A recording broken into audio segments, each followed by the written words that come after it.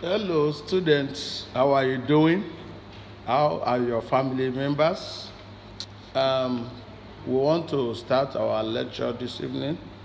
I remember that we're still talking about psychological tests, and we want to look at still on the categorization of psychological tests, and we're looking at essay psychological tests and objective psychological tests.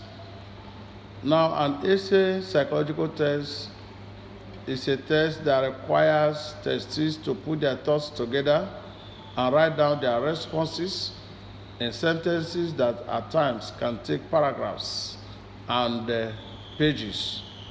This type of test gives the opportunity to assess testees' mastery not just of the content but also of the language of expression. Now, the essay psychological test can be categorized into two: restricted type and extended type. The difference between the two is just that in the restricted type, much writing is not required. That's why the restricted type is also called the limited essay psychological test. The second one is the extended essay type. In this type of essay psychological test, much writing is involved. Much writing is involved. Of course, essay test has several benefits. One of it is that they are very useful in assessing complex processes. And then number two, essay test gives students the room to organize their thoughts and put them down the way others can understand. They also improve students' reading habits as they have to learn in depth to prepare for essay tests. They bring out divergent thinking from the students. It also assesses testees' command of the language of instruction, which in this case is English. Essay tests give testees the opportunity to demonstrate the understanding of a concept. So, testees are able to demonstrate their understanding about the concept they are talking about. It also discourages cheating as well as guessing. It also requires students to be original and creative in their responses. And also, essay tests take little time to construct. These are the benefits of essay tests. Now, the disadvantages of essay tests are as follows.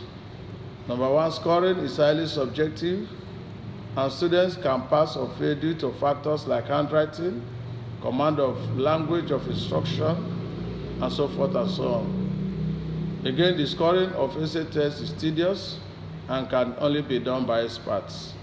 Essay tests most times have low content validity, and it also have low scorer reliability. And then essay tests make more cognitive demands on students who have to spend a lot of time preparing for such tests. There are some ways in which the essay test can be improved.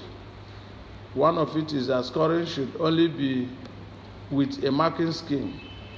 This is to avoid subjectivity. Without marking scheme, the scorer will make a lot of mistakes.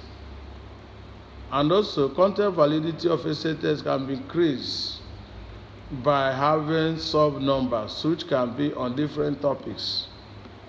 And then clear instruction should also be given to testees to know what is expected of them.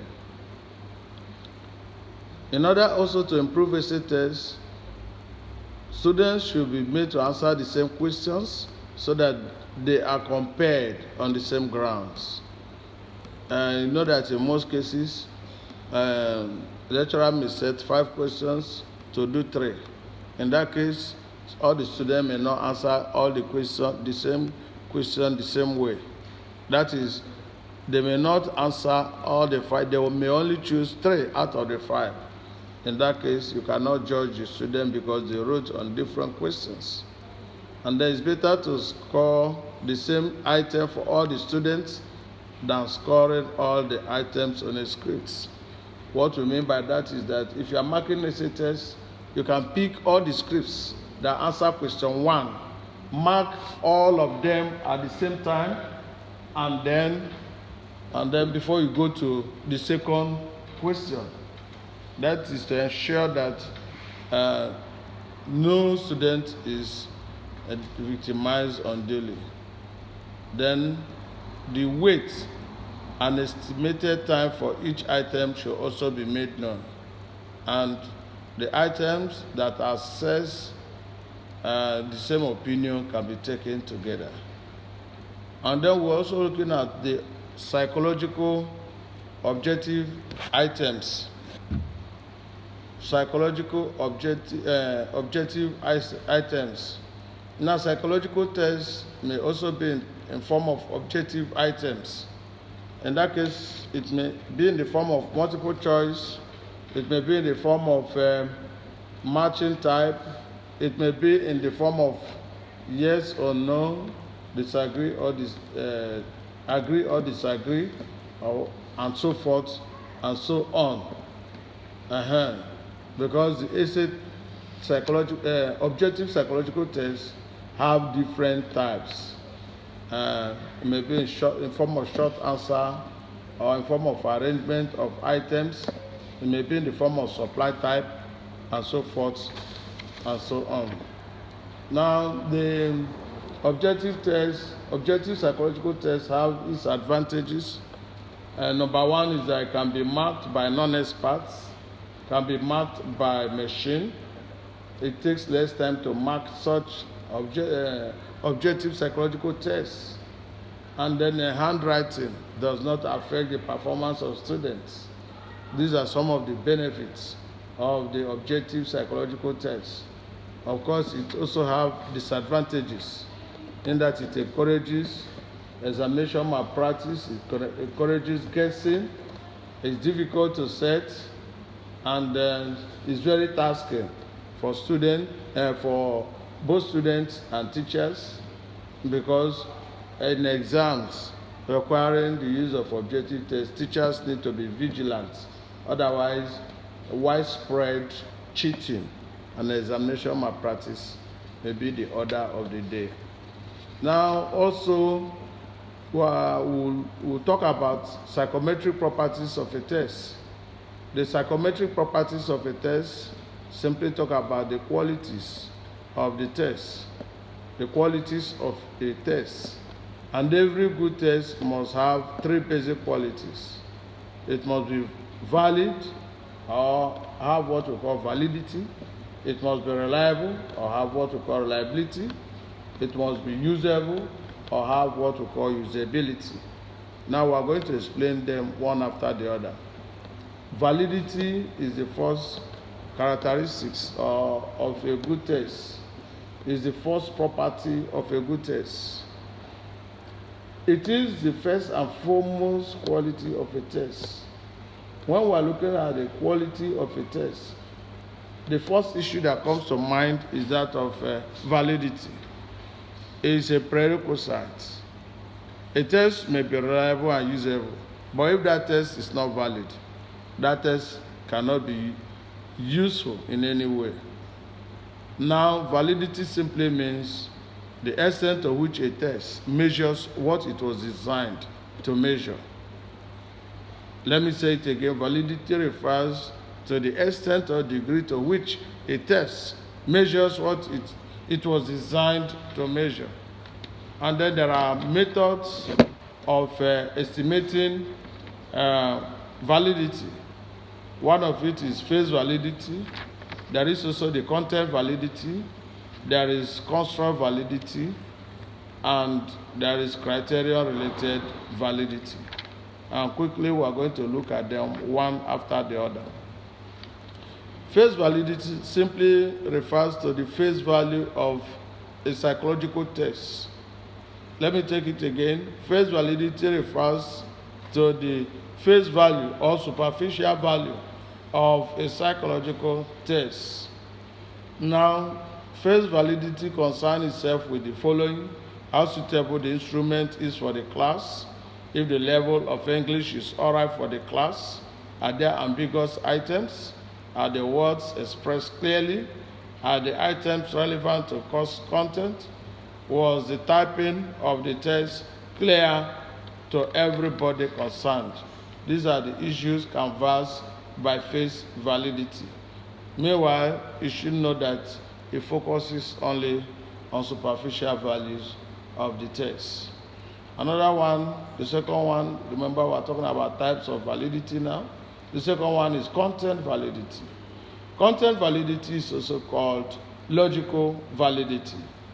It is the extent to which a text covers a representative sample, which is the topics as well as instructional objectives. The extent to which a text balances both the topics and the instructional objectives is what we refer to as content or logical validity. Of course, the major instrument that is used in determining the content or logical validity of a text is what we call text blueprint or table of specification. And then the third type of validity is what we call construct validity. Construct validity. Now, what construct validity? A construct is an abstract psychological term. An abstract psychological term, such as intelligence, such as stress, such as anxiety. These are abstract psychological terms. Now, construct validity refers to the extent to which a test is able to measure or describe an individual in terms of certain psychological traits or behavior. Construct validity refers to the extent or degree to which a test describes or measures an individual in terms of certain psychological traits or behavior. That means that somebody that is suffering from anxiety must be very anxious than another person that is not suffering from anxiety. Now, there are what we call threats to construct validity. And as a student in the Department of Educational Psychology, Guidance and Counseling, there is need for you to know some of these threats to construct validity. One of them is what we call hypothesis guessing. Hypothesis guessing. This occurs when there is opposing opinion or conditions on a particular variable. For instance, if a variable does not have clear-cut definition, it will cause a problem in measuring such a construct. Another one is bias in experimental design. Most of these bias may be intentional or unintentional, and when bias occurs in an experimental design or experimental setting, it's going to affect the construct validity of that test. Another one is researcher expectation.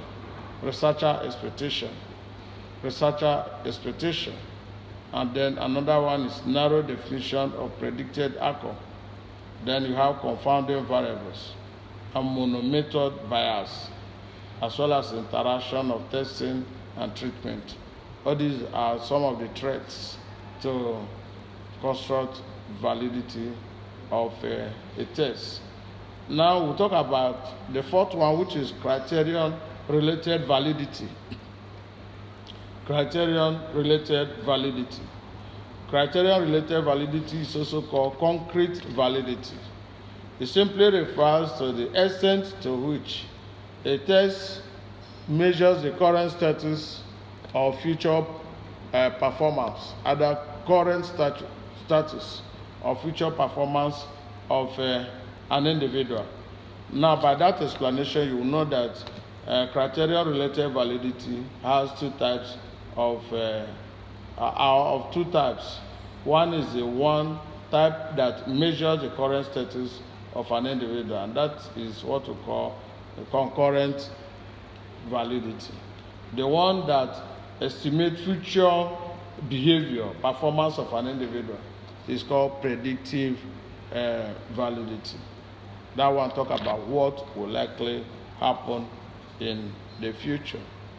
Now quickly let's look at factors that affect validity of a psychological test. Factors that affect the validity of a psychological test. Number one is lack of clear instruction. If on a test the instruction on it is not clear, or a test does not have an instruction at all, it's going to affect the validity of that psychological test. Another one is definition of construct. A construct may have different meaning, like I've explained before, and that will affect the measurement of such construct in terms of the psychological testing. Another one is ambiguous statement. Ambiguous statement arises when the words used in a test are not clearly understood. And once that happens, the validity of that psychological test is compromised. Then you have improper cueing, especially in multiple choice. If the keys are having a problem, the keys is in such a way that those who are of low intelligence are passing that item more than those who are very intelligent. It has led to improper cueing. And then you have extraneous factors. Extraneous factors like psychological or environmental factors. Conditions like lighting, heat, rain, tiredness. These are issues that can affect the validity of a psychological test. Then you talk about faking. Faking. This occurs most of the time and lead to examination malpractice. Of course, it will definitely affect the validity of a psychological test. You have arrangement of items. In measurement or evaluation, when arranging items of a test, the easier ones are supposed to come first. But a situation where difficult ones come first and the easy ones come last is going to actually frustrate the students. And then number of students. If the number of students is so high, especially like we have in Nigeria, it's going to affect the validity of the instrument. Okay. Then quickly we'll talk about reliability. Reliability. Reliability simply is defined as the extent to which the scores from a psychological test is free from random errors. Meaning that the score generated from a psychological test must be consistent. It must be consistent. Remember, reliability of a psychological test focuses on consistency of scores generated from that psychological test. And there are also methods of estimating reliability. One is what we call test-retest method. In the test-retest method, a particular psychological test is administered twice. A particular psychological test is administered twice to generate two sets of scores. These scores are then generated and are then correlated using the using the Pearson product moment correlation method or the Spearman rank order correlation, or whichever of them that is applicable. And that's in the test-retest. Remember, the test is administered twice. Then we have the equivalent form. In the equivalent form, which is also called parallel form, two tests having the same difficulty level are administered simultaneously. And the scores generated from the two instruments are correlated to determine whether the scores of a particular student or testees are consistent or not. And then you also have still the split half method. In the split half method, a test is administered once, but two sets of scores are generated from that presentation of that test. There are so many other methods of estimating or determining reliability. You have the scorer reliability, and then you have the Rowland's formula, you have the Categorization method. These are statistical methods. You also have the Cronbach alpha. And recently, there is also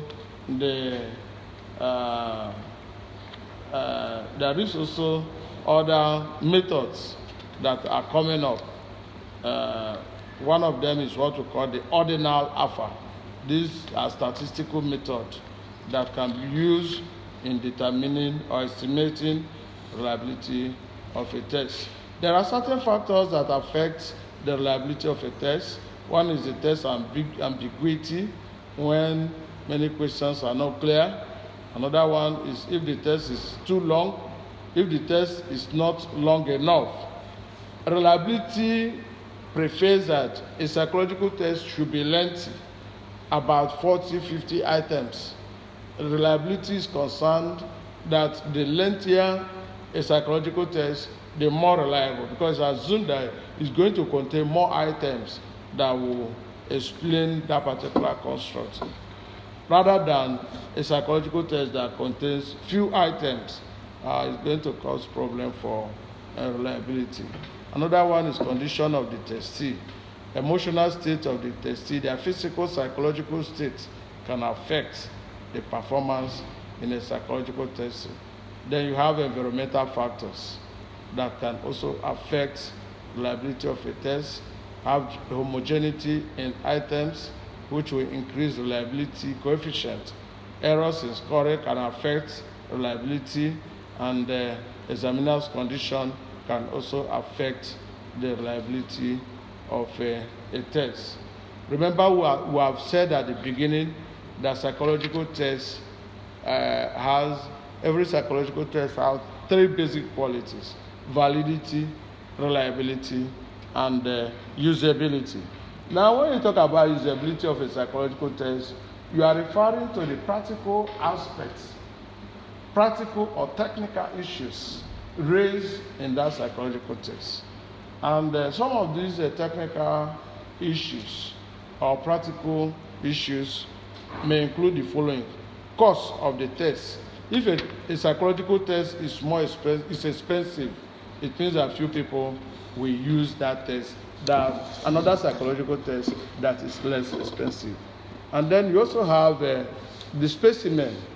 In some psychological tests, real objects may be required. When such real objects, also called specimen, are needed for tests, the tester or the person setting that test will look for it, and this may also affect usability if the specimen are very difficult to obtain as at the time of the test. Now, the third one is clear instruction. Every psychological test is expected to have a clear instruction on how testees will answer the question. If it is not there, then it's going to affect usability of that test.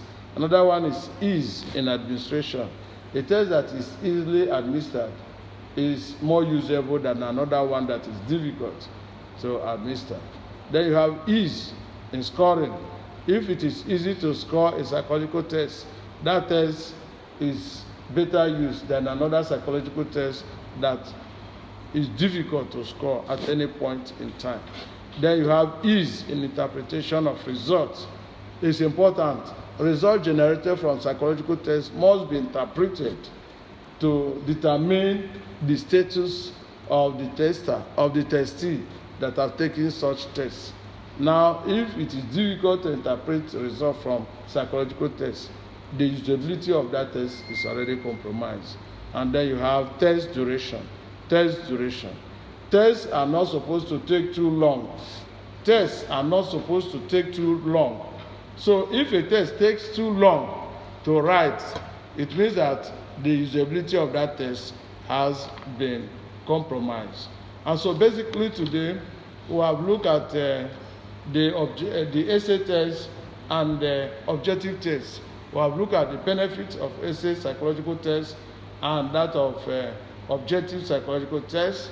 And then we have also discussed the issues arising from, psychometric properties of a psychological test. We said there are three of them. You have the validity, you have reliability, and you have usability. Of the three qualities, validity is the most important quality of a psychological test, followed by the reliability and then the usability. By the grace of God, this lecture will be more frequent, and then we are going to look at development and standardization of psychological tests. Development and standardization of psychological tests. Thank you. I'm expecting your responses, your questions. Please do call me to ask questions where you are not clear. And those who does not have the book, please endeavor you have the book now that our lectures are online, so that you can compare the lectures side by side with your textbook, and that will enhance your understanding of the course. God bless you. I pray for you and members of your family that God will keep you safe. Thank you, and God bless.